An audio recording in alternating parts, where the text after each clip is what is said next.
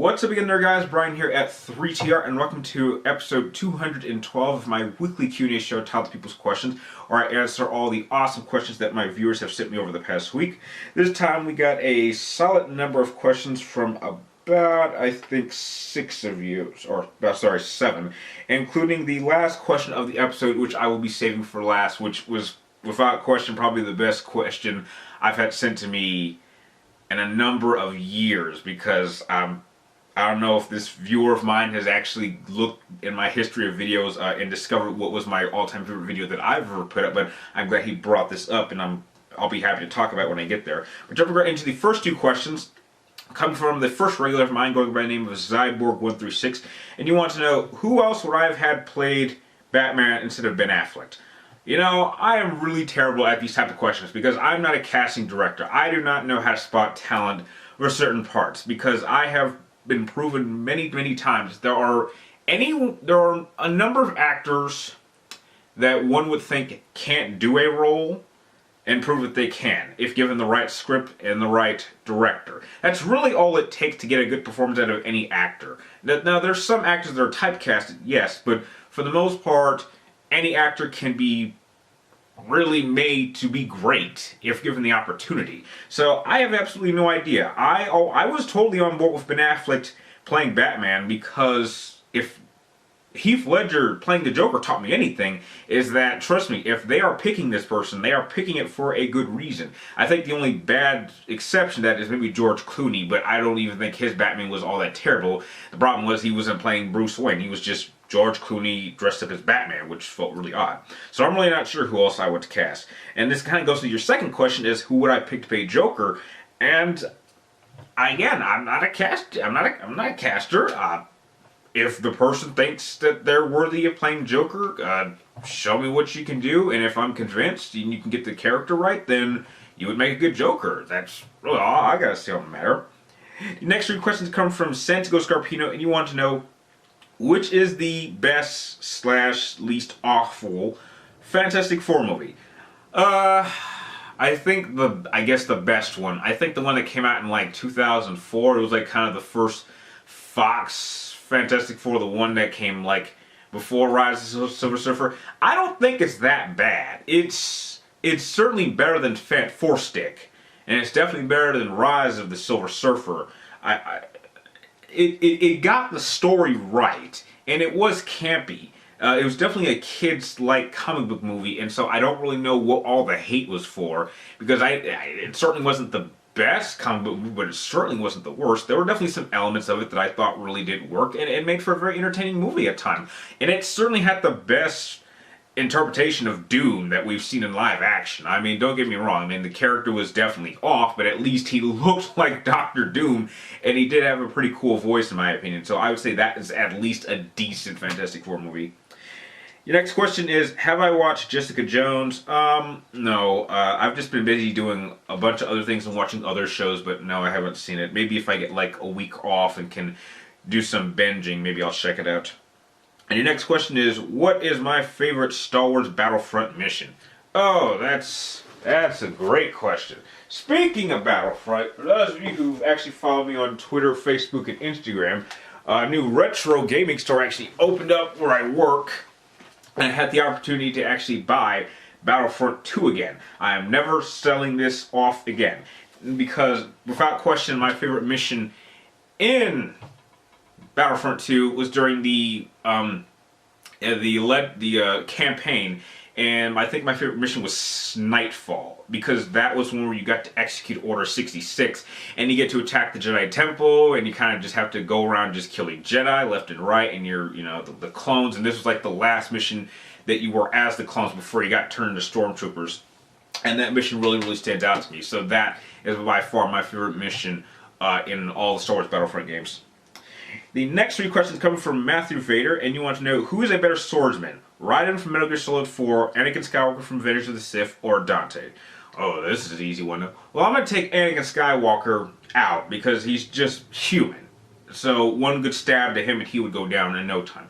And as cool as Dante is, he's not very... He is creative of how he fights, but his cockiness can be the can be the end of him, as his fight with Virgil the first time showed. Raiden was without question the best swordsman of the three. Any man who can go toe-to-toe with Vamp and can impale himself in order to take an opponent down needs to be recommended. And anyone who gets crushed by a tanker, loses his arms, and can still fight with his feet and his teeth, that is just determination. I mean, what person loses body parts and still keeps on fighting? So Raiden was without question the best of the three. The next question is, can I name 3 warriors that could take out Obi-Wan Kenobi? Oh, that's easy. I think any of the high-level Siths that have a heavy focus on their force powers could easily take out Obi-Wan Kenobi. Just name 3 off the back. Sidious easily could take out Obi-Wan Kenobi. Maybe not as in terms of his swordsman skills, but his power in the Force is so overtly powerful that even Yoda had a difficult time fighting him.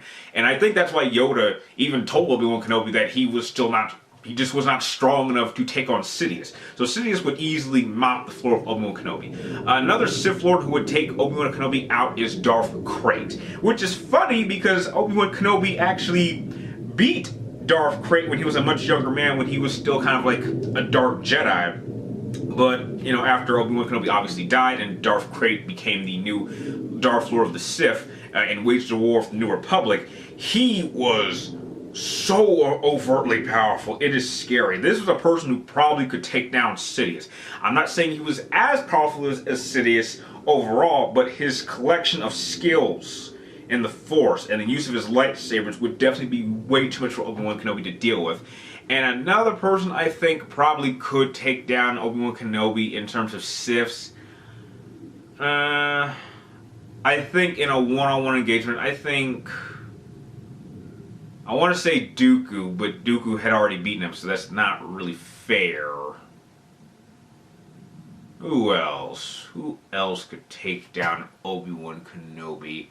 I think Darth Vader. I think that Darth Vader in his prime, not angry Anakin or old rust buckets from the New Hope. I'm talking about within the time period. I think Vader at that period of time probably could take out Obi-Wan Kenobi, simply because at that point in time he was definitely well into his prime. He had kind of rebuilt his skill sets. He had become much more proficient in the Force, and he would be very, very familiar with Obi-Wan Kenobi's approach to combat, and he wouldn't make the same mistake twice. So I think that Vader, Krayt, and Sidious could easily take down Obi-Wan Kenobi. And this kind of goes into your third question, is how would I compare Liara, Kaden, and Samaria from Mass Effect in terms of their biotics as Jedi Masters?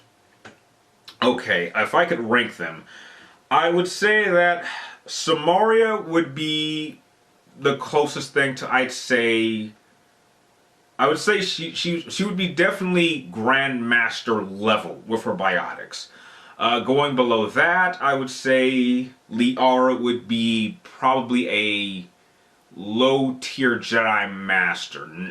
And then I would say Kaden would probably be borderline low-level Jedi Knight. Kaden is not nearly as powerful as the Asari in terms of his biotics, but Samara is definitely more overtly powerful than Liara by far. So that's how I would rank them. Going into the next 3 questions I picked from Nick the Ninja, and you want to know, what are my thoughts on Disney buying both Marvel and Star Wars?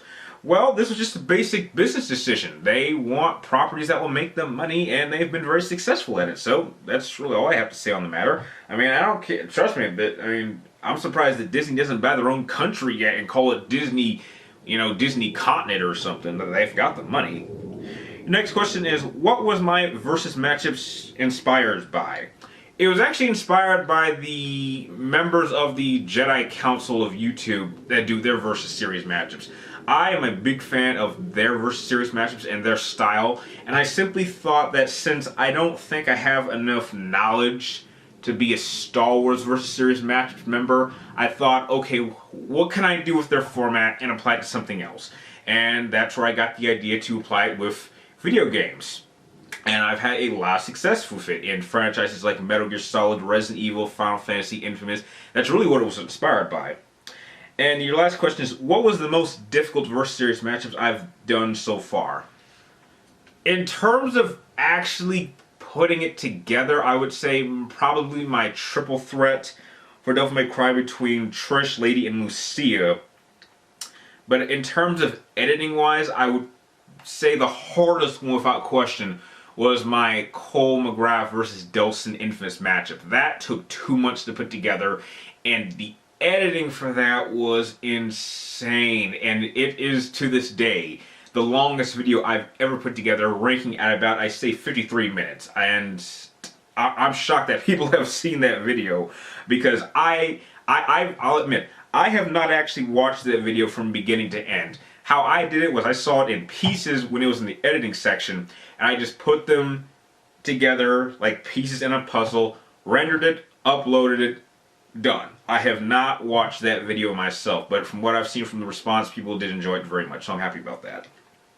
The next set of questions come from Nero Season, I hope I said that right. And you want to know, what do I think of Auron having a child from the... Okay, let me say this again. What do I think about Auron having a child, and how would I make Final Fantasy X-3? Well, one, I wouldn't make X-3. As much as I would want a X-3, I wouldn't make it myself. And the whole Auron having a child thing is not official canon. For those of you who don't know what he's talking about, if you played Final Fantasy X HD, there's a section of audio which is supposed to take place after the events of X-2, after Tice comes back. And there's a character in there, I can't think of what her name, but she comes to Besaid and she's talking to Lulu, who's mayor at the time, and she says that she's the daughter of Auron, and Lulu doubts it because, you know, she thinks that Auron would have said something if he did have a child. I don't think he did. I think that's just some made-up story. It's fan fiction to me. I think that was just made up. And the last question is, what do I think of Final Fantasy IV after years? I think it's a good game. It's been a while since I've played Final Fantasy IV. I wouldn't put it probably in my better half of favorite Final Fantasy games, but I still think it's a much better game than the 13 trilogy. I'll tell you that much. The next 3 questions come from Green Siren, and you want to know, what is the one Jedi that I don't get why they're popular? Oh, that's an easy one. Rey from Star Wars Episode Bullshit 7.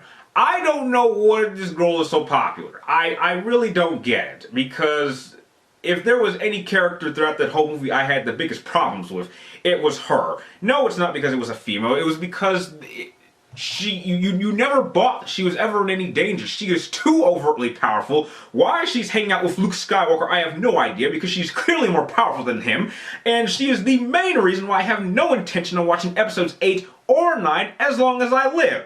I'm going to watch the anthology films. As far as I'm concerned, there are only 6 official Star Wars movies. 7 was bullshit, and I have no plans on watching 8 and 9 ever.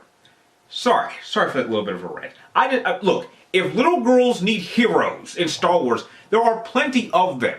Take your heads out of your asses and do your fucking research. There are plenty of female Jedi characters who are just as more powerful, if not better characters. Shakti, Ahsoka Tano. I mean, heck, Ahsoka Tano is really starting to grow on me, and heck, people started to hate her character when she was first introduced in the Clone Wars, and now she's like one of the most popular female characters. Trust me, there are plenty of empowering female characters. We did not need Rey. There were plenty of characters like her, better than her, long before she was ever created. So this whole notion that, oh, Rey is going to inspire little girls is ridiculous. I think it's just because it's the first time they've actually had a prominent female character in the live action movies take a front row, because Leia really wasn't doing all that much in the original trilogy. And I think that's just complete bullshit. So that character, I don't know why she's popular, but that's my issue. Going into your next question, who is the better tactician, the Emperor or Darth Bane? As brilliant as Darth Bane was for destroying the Brotherhood of the Sith and then rebuilding Sith into the rule of 2, I think that Sidious was definitely the better tactician. Being able to plan out a situation which caused for him to get Plagueis injured, which allowed him to kill his master, therefore taking his place as Dark Lord of the Sith, and then manipulating events to get the main Chancellor out of power, put himself in power, then build 2 armies simultaneously with the CIS and the Republic Clone Army, have the Clone Wars really weaken the Jedi Order over the course of those 3 years, and then execute Order 66, therefore pretty much eradicating the Jedi, and then turning the Republic Empire into the, turning the Republic into the Empire was truly an amazing feat, which was something that none of the Sith Orders of the past had ever been able to do. Even if you go all the way back to Exar Kun and Naga Sadow, these guys had tried to take on the Republic head-on and failed. But Palpatine had turned the Republic into the Empire, and I think that was truly incredible. So he would definitely be the better tactician. And your last question is, which game series has the better plot, characters, horror/action gameplay? Dead Space Trilogy or Resident Evil? That is hard. Because I'm a bigger Dead Space fan than I am Resident Evil. But Resident Evil has been going on longer, and it does have much more interesting characters. And I'd say that Resident Evil has kind of become more action than it was horror. I'd say the last real good mixture of the two was Resident Evil 4. I thought 5 was fine, I thought 6 was fine, but they were much more action based. Dead Space has been relatively consistent, at least with the first 2 installments. I think Dead Space 3, it went a little bit too far. It kind of went into Resident Evil's 5 and 6's territory, but just not as bad. But if it is a dead tie between the two. But if I had to pick, I think that Dead Space is a little bit more interesting. I've liked their movies more. I've liked their comic base more. I like the lore a little bit more, and I think it has a much more definitive message than what we get from Resident Evil. So if I had to pick, I do think that Dead Space series is a little bit better for me. But I would totally understand if there are people who actually would pick the old school Resident Evil over Dead Space. I would completely understand that. And this goes into the last question, coming from, I believe, the only newbie of the episode. And your name is, I believe, Dylan McLoughlin. I hope I said that right. And he actually asked probably one of the best questions I've actually gotten on the People's Questions in some time. Because not a lot of people either know about this, or remember this, or even care that this ever happened. But Dylan wants to know, what was my most memorable E3 moment? Now, for those of you who have no idea what he's talking about, I've actually been to a E3 convention before. I actually went to E3 back, let me see if I can get that focused, back in, I believe, 2013, and it was about question, I don't know if you guys saw that, might have been a little bit too fuzzy. It was about question one of the greatest experiences I've ever had in my life, because it really confirmed what I wanted to do as a career. Up until then, I wasn't sure what I wanted to do, but once I actually got into an E3 convention, I knew for a fact that I wanted to be a journalist. I wanted to go back, and I've been trying to get back to E3 ever since. But what really made the trip worth it was that I actually got to meet Rachel Moore for the first time. And what made it even better was that I actually got to meet Angry Joe. Now, the story of how this happened is so crazy and surreal, because it's one of the most surreal moments that's ever happened in my life ever. The opportunity to get to meet your #1 and #2 favorite YouTubers of all time at the same time, and I don't even know how this happened. But I was kind of just wandering around, I say, the main hall, which I believe is Hall H, and I was in front of the Square booth, and I was just kind of just minding my business, trying to wondering what I wanted to go visit next. And I saw Rachel walking by. I was like, holy shit, that's Rachel Moore. I've been watching her for like 2 years on YouTube, and I was like, I finally get to meet her. And I was just like, I talked to her. I was like, oh, my name is Brian. I've been watching your channel for 2 years. I'm a big fan. And I actually asked her to actually sign her Furryverse calendar, which I believe I'm actually the first and only person to actually get this calendar signed. I think after this, she actually starts signing all of her calendars after that. So I'm happy to see I'm probably the only one of her fans that actually has the 2013 calendar first signed. And literally, as she was getting her pen to sign it, I literally turned to the other direction, and there was Angry Joe standing there. I was like, is this really happening? Is Rachel Moore and Angry Joe at the same place at the same time? And trust me, E3 is a big place, so the chances of them both ending up at one position was so surreal. I was literally in shock. And I am happy to state that I am the only person on Earth who has the only official picture of the two of them together. And I think that was the first time that they had ever met. So The fact that I am the reason that my two favorite YouTubers of all time met for the first time really just gave me goosebumps. I don't think I'll be able to pull something like that off ever again, but it was just the fact that I was able to do that, and it was because of me. For me being there, I was able to make the most surreal moment of my life happen. And from that point on, I knew what I wanted to do with my life. I know what I want to do for a career, and hopefully one day I can get back to E3 soon. Hopefully if the channel gets successful enough and someone happens to notice me, I'll be able to go back. And so that was without question the most memorable E3 moment ever, and probably the most surreal moment of my life ever. So thank you, Dylan, for bringing that up. And the funny thing is that my E3 video is probably my favorite video I've ever put up, and not many people have seen it or even care about it, and that really made me kind of sad at the time. It's still up, and I watch it at least once every month because just thinking about it just, gives me goosebumps. I mean, I'm not sure if any of you guys would be interested in watching that video, but if you do, just let me know and I'll leave a link to it in the comments down below.